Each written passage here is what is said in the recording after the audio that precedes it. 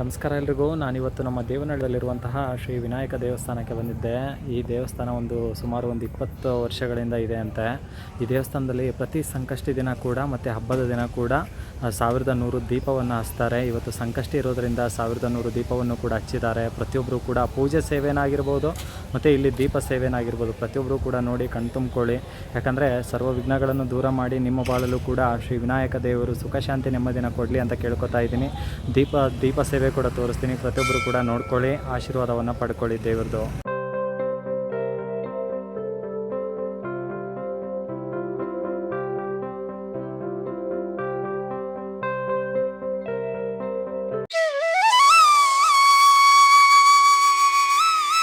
ಇಲ್ಲಿಯ ವ್ಯವಸ್ಥಾಪಕರು ಕೂಡ ಅಷ್ಟೇ ಒಳ್ಳೆಯವರು. ನಮಗೆ ವಿಡಿಯೋ ಮಾಡೋಕ್ಕೆ ಅನುಕೂಲ ಮಾಡಿಕೊಟ್ಟು ಎಲ್ಲರಿಗೂ ಕೂಡ ದರ್ಶನ ಮಾಡಿಸುವಂಥ ಒಂದು ಅವಕಾಶವನ್ನು ಮಾಡಿಕೊಟ್ಟಿದ್ದು ಕೂಡ ಅವರೇ. ನನಗಂತೂ ತುಂಬ ಇಷ್ಟ ಆದರು. ಅವರ ಮೇಲೆ, ಅವರ ಕುಟುಂಬದ ಮೇಲೆ ಶ್ರೀ ವಿನಾಯಕರ ಆಶೀರ್ವಾದ ಮತ್ತು ಮುಕ್ಕೋಟಿ ದೇವಾನುದೇವತೆಗಳ ಆಶೀರ್ವಾದ ಸದಾಕಾಲ ಇರಲಿ ಅಂತ ಕೇಳ್ಕೊಳ್ತಾ ಬನ್ನಿ. ಇನ್ನೂ ವಿಶೇಷವಾದಂಥ ಸೇವೆಗಳಿದೆ, ಪ್ರತಿಯೊಂದು ಕೂಡ ನೋಡ್ಕೊಳ್ಳಿ. ಪ್ರತಿಯೊಂದು ದೀಪದಲ್ಲಂತೂ ನೀವು ಖಂಡಿತವಾಗ್ಲೂ ಕೂಡ ಶ್ರೀ ವಿನಾಯಕ ದೇವರನ್ನಂತೂ ಖಂಡಿತವಾಗ್ಲೂ ಕೂಡ ಕಾಣ್ತೀರಾ. ಭಕ್ತಿಯಿಂದ ಎಲ್ಲರೂ ಕೂಡ ವಿನಾಯಕರ ಹತ್ರ ನಿಮ್ಮ ಕಷ್ಟಗಳನ್ನು ಕೂಡ ಹೇಳ್ಕೊಳ್ಳಿ.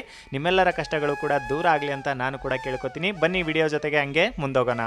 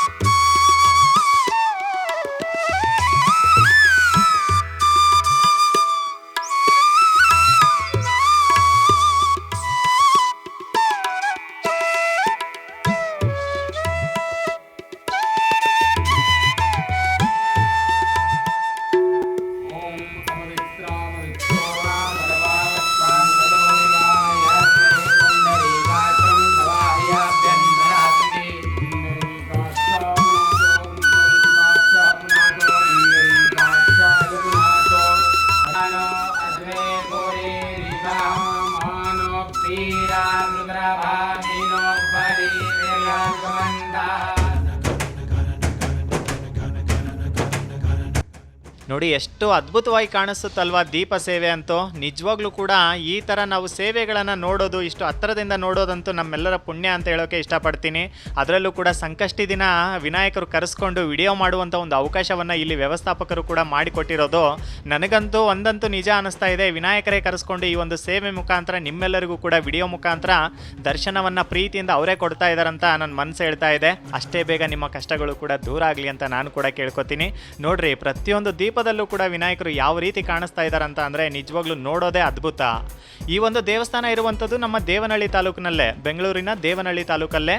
ಹತ್ತಿರದಲ್ಲಿರೋರು ಒಮ್ಮೆ ಇಲ್ಲಿ ದೇವಸ್ಥಾನಕ್ಕೆ ಬಂದು ಭೇಟಿ ನೀಡಿ, ಅಷ್ಟೇ ಮನಸ್ಸಿಗೆ ನೆಮ್ಮದಿ ಅಂತೂ ಸಿಗೋದಂತೂ ಖಂಡಿತವಾಗ್ಲೂ ಕೂಡ ಸತ್ಯ. ವಿನಾಯಕರು ಒಳ್ಳೇದು ಮಾಡಲಿ. ಬನ್ನಿ ಹಂಗೆ ಮುಂದೋಗೋಣ.